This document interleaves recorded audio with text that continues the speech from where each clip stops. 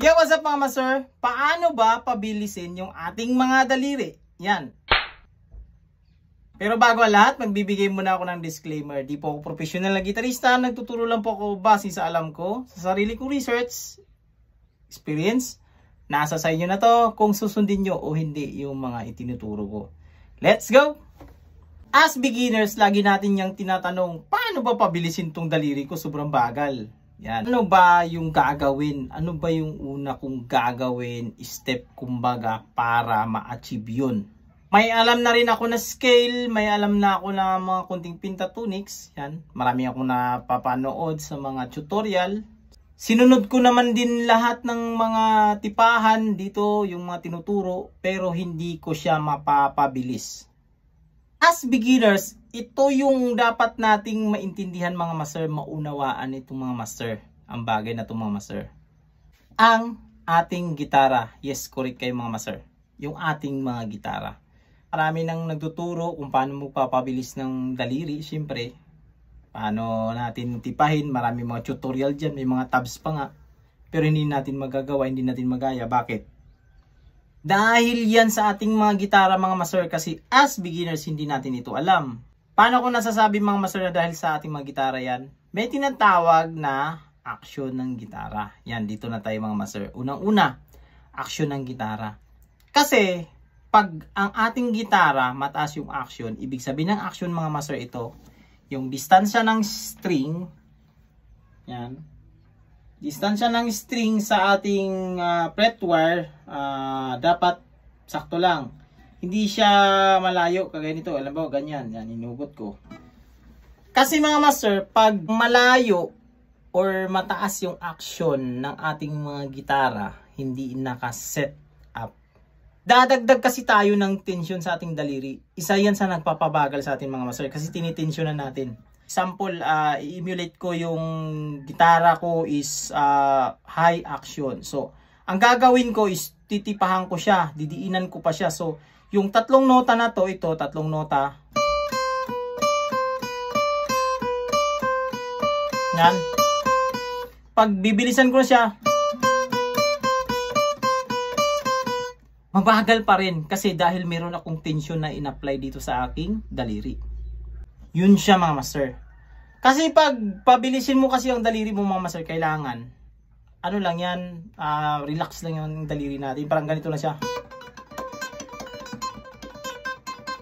Yan.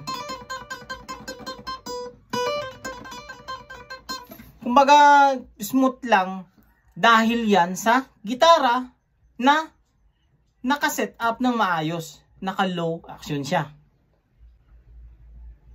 Kaya mabilis yung makikita natin ng mga gitarista, mga shredder. I-search mo yung mga gitara nila. Tignan nyo kung gaano kaninipis ng mga aksyon ng mga gitara nila, mga master. Ay nakikita natin, ang bibilis ng mga legato runs nila. Kasi napaka-komportable lang, parang nilalapat na lang kasi nila yung mga daliri nila, tutunog na yung string. Unlike kasi pag mataas yung action, di ba pag mataas yung action, pag hindi natin malapatan ng maayos yung string, buzz, hindi magtunog. Kaya ang ginagawa natin, titensyonan natin siya para tutunog. Yan siya mga master.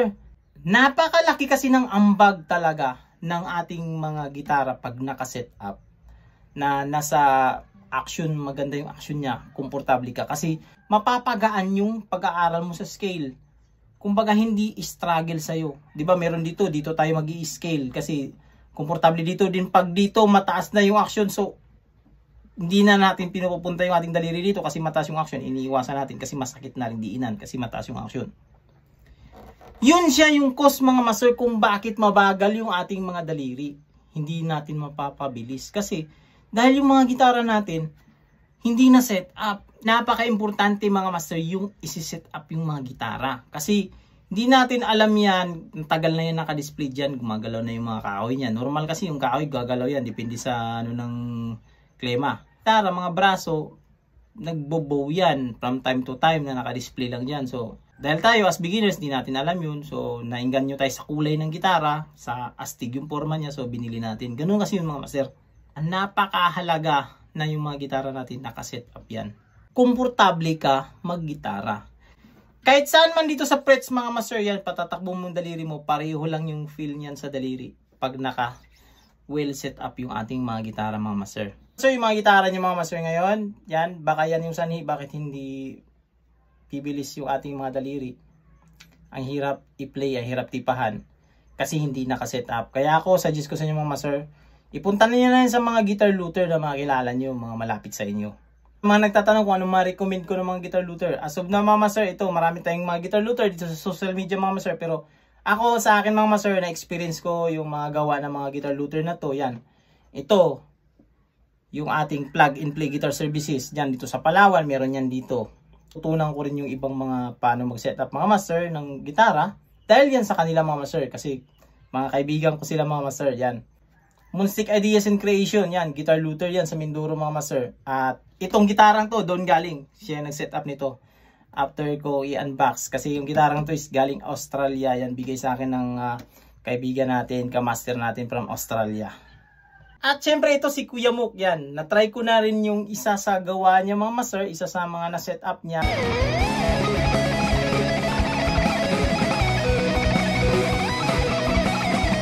As of now, yan yung mga nire-recommend ko mga master. Kasi na-experience ko na yung mga gawa nila mga master. Pero syempre meron din naman tayong LG.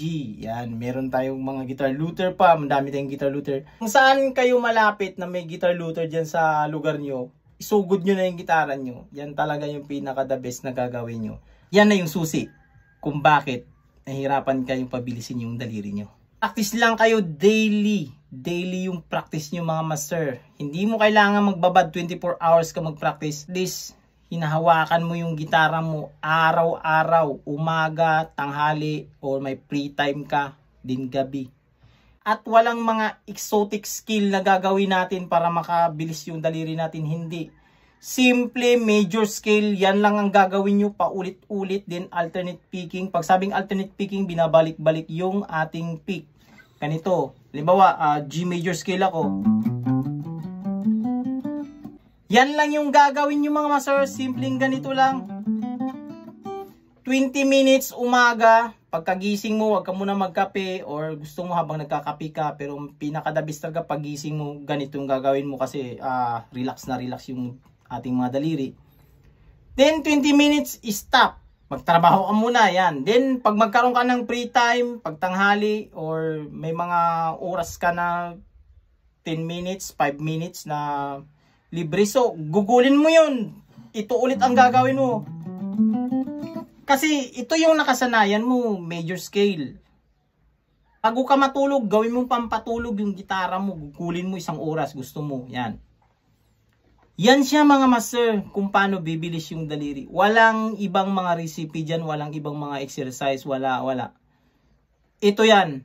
Mag-practice ka araw-araw kung ano yung scale, kahit pentatonic scale yung alam mo, ganun gagawin mo, mag-pentatonic scale ka tuwing hawak mo ng gitara, yun yung practice. Hindi yung jamming. Kasi pag tinatawag na jamming, pag hawak mo ng gitara,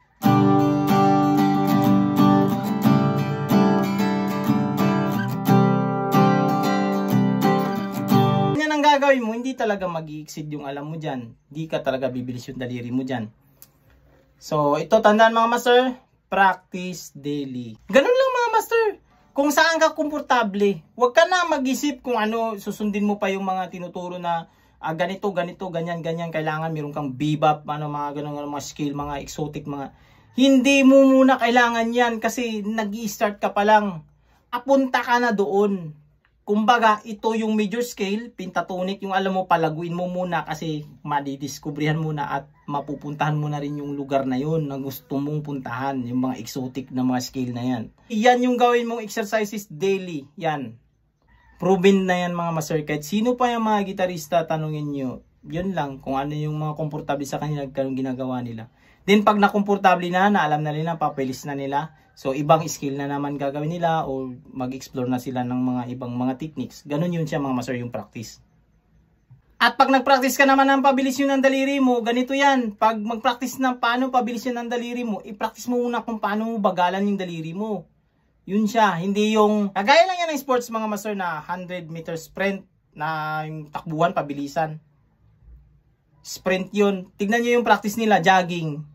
Hindi naman araw-araw puro ano siya, takbo, sprint.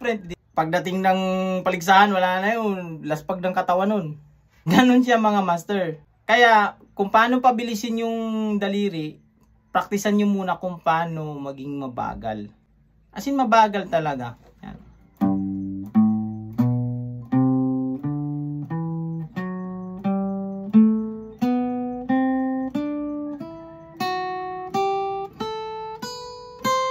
Yan. Kasi pag mabagal, malalaman mo talaga na masasapul mo yung mga nota na yun. Kumbaga, maging familiar sa daliri nyo kasi importante na mabagal kasi sample ito. Mabagal.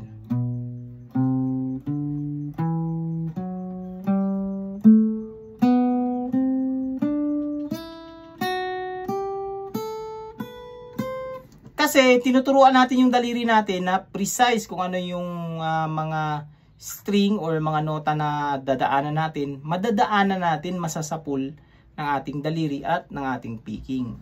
Para pagpabilisin na natin,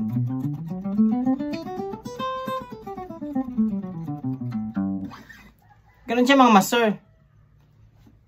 Para masanay na yung daliri natin, karoon na siya ng synchronization.